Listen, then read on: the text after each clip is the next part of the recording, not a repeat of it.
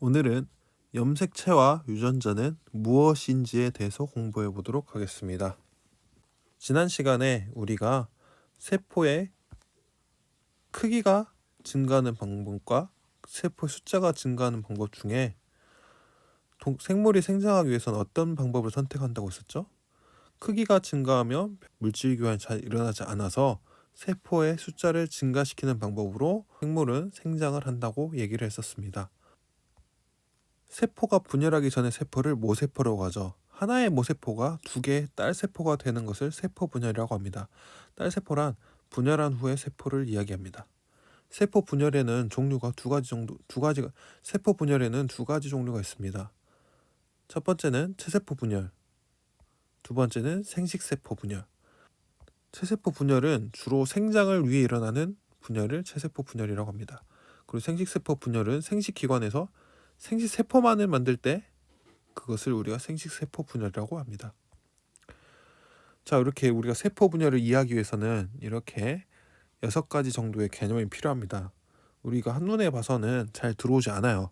그래서 선생님이 예시를 하나 들었습니다. 예시는 예시일 뿐 여러분들이 이해하는 데 쉽게 도울 뿐이지 이 예시에 너무 비유를 하셔서 몰입하시면 안 됩니다. 자, 아주 유명한 치킨집 킹치킨집이 있었어요. 킹치킨집은 2명의 멤버로 구성이 되어 있었는데 한 명은 배달을 하고 한 명은 주방장입니다. 그러니까 주방장이 닭을 만들어주며 배달을 하는 식으로 운영이 되고 있었습니다. 주방장은 요리를 하기 때문에 레시피를 가지고 있었고요. 배달하는 사람은 자주 치킨을 사 먹는 단골 명단을 가지고 있었습니다. 서로의 영역은 서로 침범하지 않았겠죠. 역할이 다르기 때문에. 그런데 킹치킨이 너무 잘 돼가지고 지점을 2개로 늘리게 됐습니다. 하나는 킹치킨이 되고 하나는 퀸치킨이 됐습니다. 그래서 배달을 하던 사람과 주방장 하던 사람이 서로 갈라져서 가게를 내게 됐어요. 한 명은 조리 비법을 가지고 한 명은 배달 비법을 가지고 있습니다. 그래서 레시피와 단골 연락처 이게 하나씩밖에 없었겠죠. 근데 지점을 2개로 나누게 되면 맛도 같아지기 하기 때문에 레시피도 2배로 돼야 될 것이고 단골 연락처도 이렇게 2배가 되겠죠. 그래서 원래 있던 레시피와 단골 연락처를 2배로 복제를 한 뒤에 이걸 이렇게 따로따로 하나씩 가져가면 어떻게 될까요? 원래 킹치킨의 모습을 가진 지점 퀸치킨이 생기게 되겠죠. 그래서 이 과정을 우리가 한번 예시로 들어서 용어들을 설명해 보도록 하겠습니다. 킹치킨 비법 레시피는 이랬습니다. 첫 번째 비법은 닭 대신 꿩을 사용하는 거였어요. 두 번째는 잡내를 제거할 때 레몬즙을 사용하는 거고, 세 번째 빵가루는 튀김 빵가루를 사용한다. 네 번째는 치킨물을 같이 넣어서 튀긴다. 다섯 번째 기름 온도는 180도, 시간은 5분. 이렇게 5가지 정도의 비법 레시피를 가지고 있었는데 세부적인 내용들이 있었겠죠. 그 내용들을 이렇게 한글 파일로 정리해서 폴더 안에 평상시에는 담아뒀었겠죠. 그 다음 단골 연락처는 이렇게 여러가지 사연을 가진 치킨을 많이 시키는 사람들의 연락처를 그 이름과 연락처와 내용들을 써서 보관을 했습니다. 이것도 마찬가지로 한글 파일에 저장을 해서 폴더에 넣어서 저장을 하겠죠. 그러면은 평상시에는 단골 연락처 폴더와 치킨 비법 레시피 폴더가 2개가 있었습니다. 평상시에는 이걸 그대로 뒀겠죠.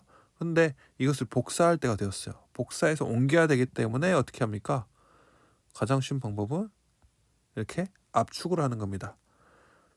치킨 비법 레시피 압축 파일과 연락처 압축 파일을 만들겠죠. 그리고 이것을 어떻게 하면 되죠?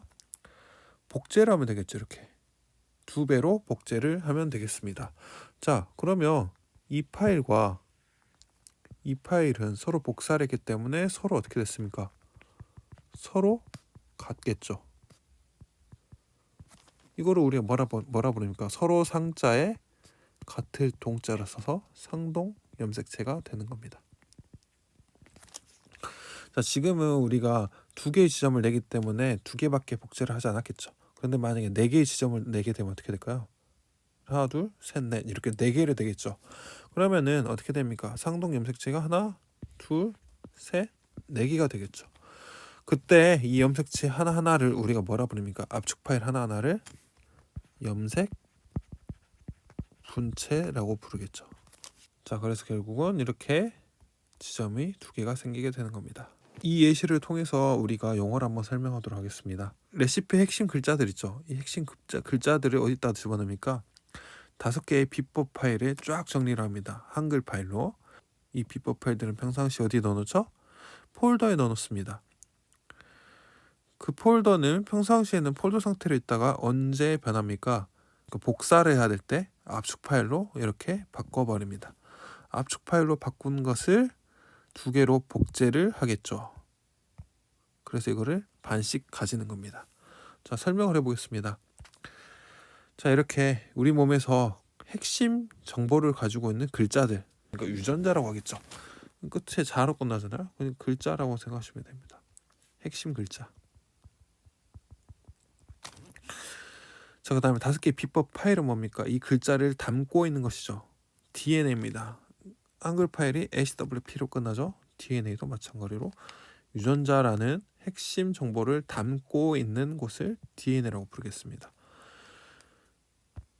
그리고 DNA는 염색사가 되는데 이것은 뭐와 뭐 합쳐니까 DNA와 히스톤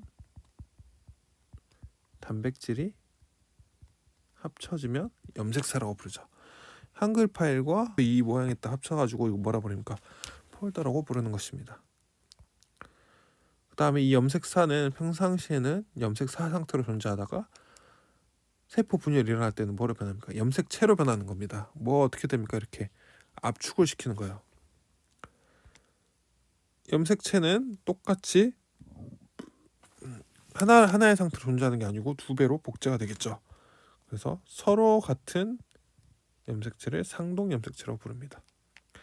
여기서 지금 염색체가 하나, 둘, 셋, 4개가 있죠.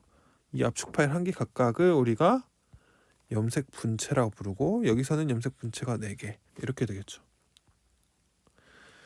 자세히 보겠습니다. 유전자는 유전 정보의 기본 단위입니다. 뭐 눈 모양이라든지 귓볼 모양 이외에 수많은 정보를 담고 있는 것이 바로 유전자입니다. 그러니까 예를 들었을 때 보면은 비법 레시피에서 핵심 단어들 있죠. 꿩을 넣는다든지 레몬즙을 넣는다든지 이런 단어들에 해당되는 게 유전자고요. DNA는 디옥시리보뉴클레이크 엑시드입니다. 이것은 유전자를 담은 유전 물질입니다. 이 유전자, 그러니까 기본 단위, 유전 정보의 기본 단위를 담고 있는 것이 DNA인데요. 예시로 들면은 한글 파일이 되겠죠. 핵심 단어들을 담고 있던 한글 파일이 바로 DNA가 되는 것입니다. 그래서 실제 그림을 보시면 DNA가 보니까 어떻게 됐어요? 자, 이 하나의 가닥 있죠, 이렇게. 그리고 2번째 가닥. 그러니까 DNA는 무슨 구조입니까? 이중 나선 구조라고 얘기합니다. 그 DNA 핵심 정보인 유전자들이 이렇게 들어있는데 이것이 어디에 들어있습니까? 이중 나선 구조 DNA 안에 담겨있는 모양이 되겠죠. 염색사입니다. 염색사는 DNA 플러스 히스톤 단백질로 되어 있고 평상시엔 염색사의 형태로 존재합니다. 이 그림 보시면 DNA는 유전자를 보관하고 있는 것이었습니다.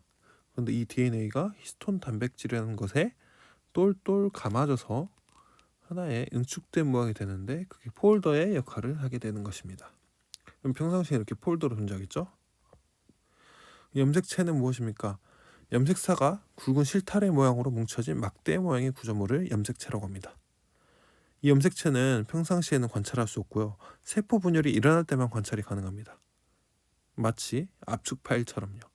레시피와 연락처는 평상시에는 폴더 상태로 존재하겠죠. 그런데 이것을 2배로 복사할 때 압축해서 복사하기 때문에 그때만 압축 파일이 만들어지는 것처럼 염색체도 세포 분열이 일어날 때만 관찰 가능한 것입니다. 그림을 보시면 히스톤 단백질과 DNA가 뭉쳐져서 실 형태의 염색사가 되겠죠. 평상시에는 이렇게 기다란 염색사 상태로 존재를 하다가 언제 세포 분열이 일어날 때 이것이 압축 파일처럼 이렇게 응축돼서 말아진 염색체가 등장하게 되는 것입니다. 세포는 이렇게 핵과 세포 질로 구성이 되는데요. 핵 내부에는 평상시에는 염색사로 존재하죠.